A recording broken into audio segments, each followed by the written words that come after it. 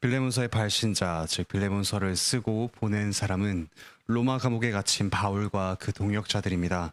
빌레몬서의 수신자는 골로새에 있는 빌레몬과 그가 속한 교회입니다.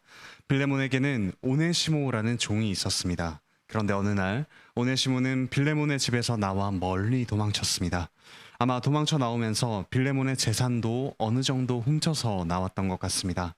그러다가 어떠한 과정을 거쳐서 오네시모는 바울을 만나고 복음을 들어 예수님을 믿게 되었습니다. 이제 바울은 오네시모의 원래 주인이었던 빌레몬에게 오네시모를 용서하며 다시 받아줄 것을 요청하며 편지를 씁니다. 이 서신서에서 우리는 복음으로 빛나는 사귐을 발견할 수 있습니다. 말씀을 통해 복음으로 빛나는 사귐이 어떤 것인지 깨닫고 이 사귐을 누려가시길 바랍니다. 첫째로 복음으로 빛나는 사귐은 믿음과 사랑으로 빚어집니다. 4절부터 7절에서 바울이 빌레몬으로 인해 하나님께 감사의 기도를 드린다는 내용이 나옵니다. 그 이유가 5절에 나옵니다. 주 예수와 및 모든 성도에 대한 내 사랑과 믿음이 있음을 들음이니. 그리고 이것을 6절에서 이렇게 요약합니다. 내 믿음의 교제. 여기서 교제라는 말은 원어로 코이노니아입니다. 이 단어가 핵심입니다. 이 코이노니아, 교제, 사귐의 정의는 이렇습니다. 공통된 대상에 참여함으로써 누군가와 나누는 사귐의 관계. 교회인 우리가 참여하는 대상은 바로 믿음과 사랑입니다. 믿음의 내용은 그리스도를 통해 우리에게 주어진 복음이고, 사랑의 대상은 모든 성도라고 5절에 나와 있습니다. 만일 우리가 주 예수 그리스도에 대한 믿음과 성도에 대한 사랑, 이것이 없다면 우리의 코이노니아 교제는 교회의 교제가 아닙니다. 믿음과 사랑 둘 다 있어야 합니다. 그리스도에 대한 믿음만 있고 성도에 대한 사랑이 없거나, 성도에 대한 사랑만 있고 그리스도에 대한 믿음이 없다면 교회의 교제, 교회의 코이노니아가 아닙니다. 우리는 이런 사귐을 누리고 있습니까? 이런 믿음의 교제가 어떤 결과를 낳는지 6절 뒷부분에 나옵니다. 우리 가운데 있는 선을 알게 하고 그리스도께 이르도록 역사하느니라. 믿음의 교제는 우리 가운데 이루어진 선, 복음을 경험하게 합니다. 그 복음은 교제 가운데서 구체적으로 사랑으로 드러납니다. 그리고 그 사랑은 그리스도께 이르도록, 즉 그리스도를 계속해서 닮아가며 자랍니다. 사귐이 풍성해질 때 7절과 같은 결과를 낳습니다. 형제여, 성도들의 마음이 너로 말미암아 평안함을 얻었으니 내가 너의 사랑으로 많은 기쁨과 위로를 받았노라. 여기서 평안함을 얻었다라는 말은 상쾌해졌다, 생기가 돌았다라는 말입니다. 믿음과 사랑으로 사귐에 참여하는 지체를 통해서 서로의 마음이 상쾌해집니다. 서로에게서 점차 그리스도의 아름다움과 그 영광이 드러나기 때문입니다. 그리스도를 닮은 사람, 그리스도처럼 서로를 사랑하는 사람에게서 세상에서는 찾아볼 수 없는 생기와 아름다움을 발견하게 됩니다. 이 사귐에 참여하지 않는다면 그리스도의 아름다움을 그저 추상적으로 알 뿐입니다. 그러므로 이 믿음과 사랑의 교제 속으로 깊이 들어오십시오. 함께 들어와서 우리 서로를 통해 서로를 빚으시는 하나님의 놀라운 은혜를 경험합시다. 하나님의 아름다움을 구체적으로 경험합시다. 함께 믿음과 사랑에 참여하는 이들로 인해 기쁨과 위로를 누려가시길 바랍니다. 이렇게 빌레몬으로 인한 감사를 이야기한 후에 바울은 빌레몬에게 간구합니다. 그 내용은 오네시모를 용서하고 받아주라는 것입니다. 그리고 오네시모가 바울을 섬기게 해달라고 요청합니다. 오네시모와 사귐을 나누자는 요청입니다. 이 요청에서 복음으로 빛나는 사귐의 또 다른 특징들 2가지가 나옵니다. 그중 첫 번째는 자발성입니다. 즉 복음으로 빛나는 사귐은 자발성을 바탕으로 이루어집니다. 먼저 바울은 8절에서 자신이 명령할 수 있는 권한이 있다는 사실을 언급합니다. 바울은 사도, 즉 교회의 지도자였습니다. 더구나 빌레몬에게 복음을 전하고 그를 가르친 아버지와도 같은 사람이었습니다. 얼마든지 명령할 수 있는 자리에 있었습니다. 하지만 바울은 9절에서 사랑으로서 간구합니다. 사랑 때문에 간구한다는 말로도 볼 수 있습니다. 그리고 자신의 신세를 약간은 익살스럽게 이렇게 이야기합니다. 9절 뒷부분을 보십시오. 나이가 많은 나 바울은 지금 또 예수 그리스도를 위하여 갇힌 자 되어. 빌레몬의 긍휼과 사랑에 기대는 표현입니다. 이런 말로 풀어볼 수 있겠습니다. 빌레몬아, 너를 사랑하는 나 바울이 이렇게 늙지 않았냐? 그런데 심지어 감옥에 갇혀 있지 않느냐? 그런 내가 너에게 사랑으로 부탁하는 말을 들어주지 않을래? 10절에서는 이제는 오네시모를 향한 사랑도 표현합니다. 갇힌 중에서 낳은 아들 오네시모를 위하여 네게 간구하노라. 여기서 오네시모를 낳았다는 말은 오네시모가 바울이 전하는 복음을 듣고 회심했다는 뜻입니다. 주인 빌레몬 그리고 종 오네시모가 모두 바울의 전도를 받아서 그의 영적인 아들이 되었다는 뜻입니다. 그리고 오네시모라는 이름의 뜻은 유익한이라는 뜻입니다. 11절에서 그 뜻을 담아서 바울은 언어 유희를 합니다. 그가, 즉 오네시모가, 유익한이라는 이름을 가진 그가 전에는 내게 무익하였으나 이제는 나와 내게 유익함으로. 오네시모가 전에는 주인을 배신하고 도망칠 만큼 무익했으나 이제 그리스도를 믿고 사랑하는 오네시모는 바울과 빌레몬에게 유익한 사람으로 성장하고 있습니다. 바울은 이런 오네시모를 향한 사랑을 담아서 12절에서 그를 심복이라고 부릅니다. 여기서 심복이라는 말은 심장, 내장, 그리고 7절과 20절에 나오는 마음과 같은 말입니다. 13절에서 바울은 오네시모가 바울을 섬기도록 해주기를 원한다고 이야기합니다. 하지만 14절을 보십시오. 그 방식이 어떻습니까? 빌레몬의 승낙을 구합니다. 바울이 원하는 선한 일이 억지가 아니라 빌레몬의 자의로 이루어지기를 원한다고 합니다. 지금 바울이 빌레몬을 어떻게 대하고 있습니까? 이때껏 보여왔던 믿음과 사랑을 자발적으로 발휘하는 사람, 명령에 따르는 종이 아니라 자발적으로 사랑을 베푸는 자유인으로 이 빌레몬을 대하고 있습니다. 이때껏 빌레몬은 바울이 가르친 대로 행하며 그의 명령을 따랐습니다. 이제는 바울과 사귐을 누리는 사람으로서 그리스도를 닮아 성숙한 사람으로 자발적으로 믿음과 사랑을 보일 때입니다. 그리고 이런 빌레몬이라는 이름의 뜻은 사랑받는입니다. 바울은 빌레몬을 사랑받는 자답게 대하면서 이제 빌레몬이 사랑받는 자답게 행할 것을 요청합니다. 그리고 21절에서 빌레몬에 대한 신뢰와 사랑을 담아서 이렇게 이야기합니다. 나는 네가 순종할 것을 확신함으로 네게 썼노니 네가 내가 말한 것보다 더 행할 줄 아노라. 이처럼 사귐은 상대방을 종으로 만들지 않습니다. 협박하거나 소위 가스라이팅을 해서 상대방을 지배하지 않습니다.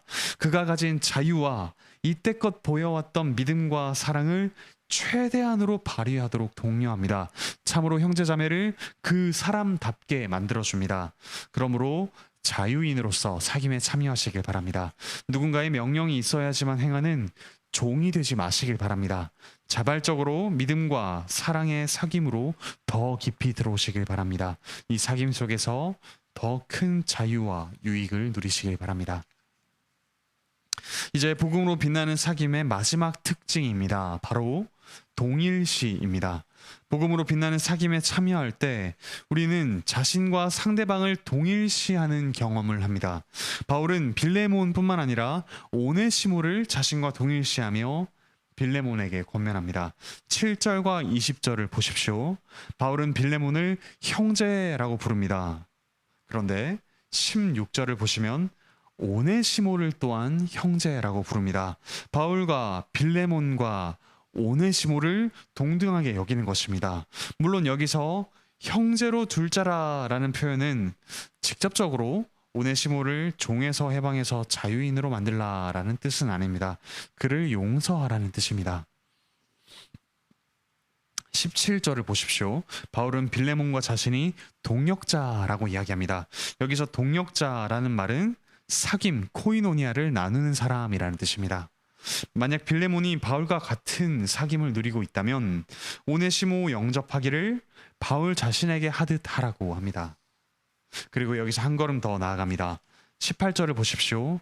그가, 즉 오네시모가 만일 빌레몬 너에게 불의를 하였거나 내게 빚진 것이 있으면 그것을 내 앞으로 계산하라. 바울은 지금 오네시모를 자신과 동일시합니다. 오네시모를 바울만큼 높일 뿐만 아니라 바울 자신이 기꺼이 오네시모만큼, 즉 빌레몬에게 손해를 준 사람이 된 것처럼 낮아지겠다는 뜻입니다. 바울은 빌레몬을 자신과 사귐을 누리며 그리스도를 닮아가는 동등한 사람으로 여겼습니다. 그리고 이제 탈주 노예인 오네시모를 바울 자신과 같은 형제로 동일시합니다. 그뿐만이 아니라 자신을 기꺼이 탈주 노예 오네시모와 동일시합니다. 자신이 기꺼이 오네시모가 입힌 손해를 책임지겠다는 말입니다. 탈주 노예가 질 책임이 어땠을까요? 엄청났습니다. 잔인한 방식으로 이루어지는 사형을 당해야 하기도 했고 심지어 십자가형을 당하기도 했습니다. 지금 바울은 그와 같은 책임마저 자신이 대신 지겠다고 말하고 있습니다. 그리고 19절에서 빌레몬이 바울에게 진 빚이 있는데 그것은 따지지 않겠다고 합니다. 따지지 않겠다고 말함으로써 은근히 따지고 있는 익살입니다. 빌레몬이 바울에게 진 빚이 무엇이었을까요? 복음의 빚입니다. 빌레몬은 바울에게 그 무엇으로도 갚을 수 없는 복음의 빚을 졌습니다. 하지만 바울은 빌레몬이 만약 오네시모를 용납하고 형제로 대한다면 빌레몬이 바울에게 진 빚은 하나도 따지지 않겠다고 합니다. 바울은 지금 생색을 내는 것이 아닙니다. 빌레몬에게 복음의 원리를 따르라고 유머스럽게 그리고 부드럽게 권면하고 있습니다. 20절에서 이렇게 이야기합니다. 오 형제여, 나로 주 안에서 너로 말미암아 기쁨을 얻게 하고. 여기서 기쁨이라는 말은 유익이라는 뜻입니다. 오네시모와 같은 뿌리를 가진 말입니다. 그러니까 마치 주 안에서 지금 기쁨, 유익, 즉 오네시모를 얻게 해달라는 언어 유희를 하는 것 같습니다. 이런 바울의 모습이 어떻습니까?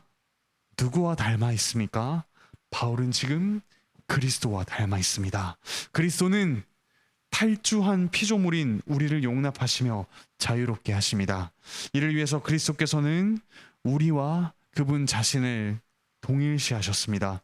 우리는 창조주 하나님을 배반한 피조물로서 영원한 형벌을 받아 마땅한 죄인이었습니다. 그런 우리를 위해 그리스도께서 십자가에서 하나님의 저주를 받아 죽으셨습니다.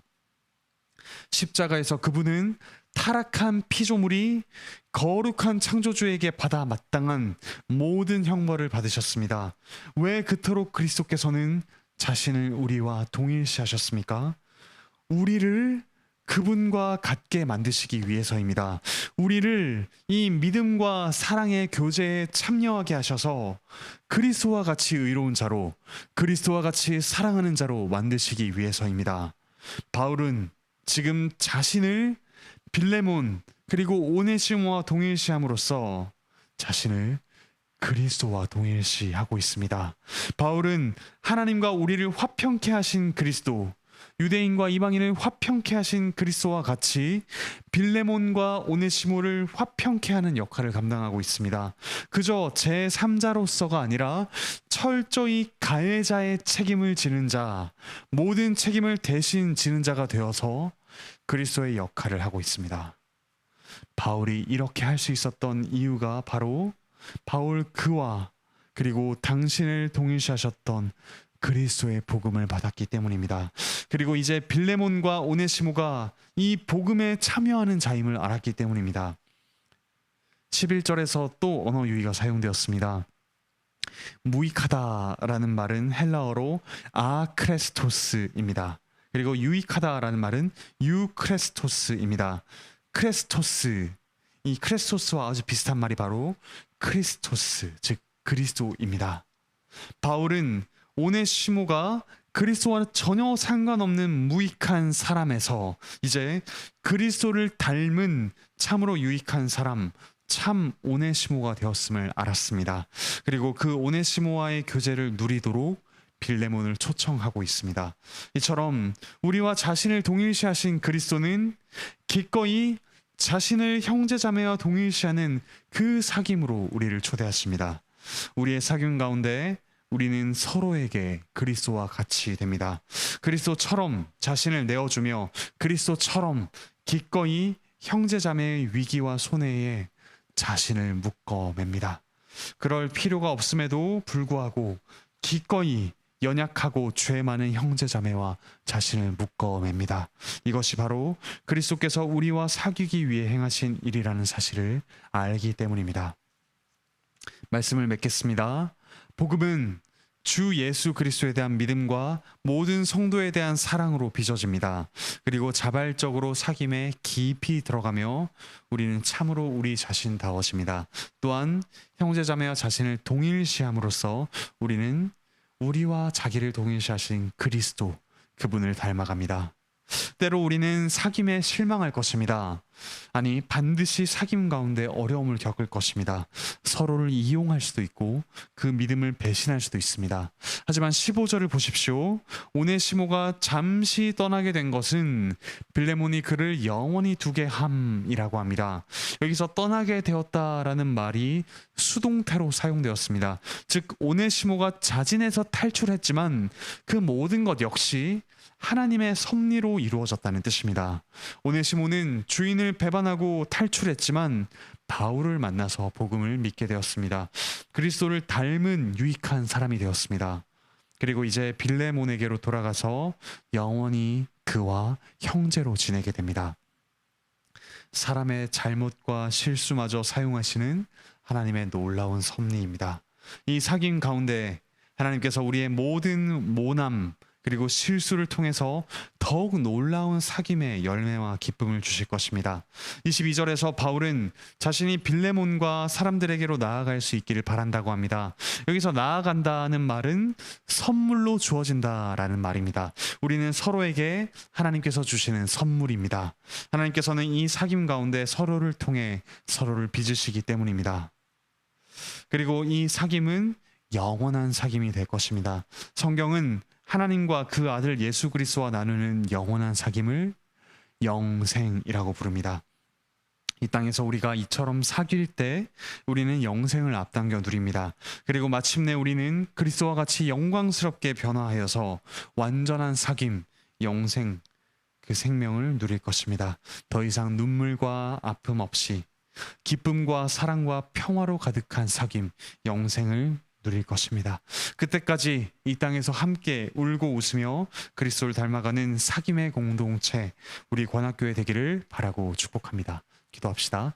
하늘에 계신 우리 아버지 하나님, 우리를 이 영원한 사귐 가운데 불러주시니 감사합니다.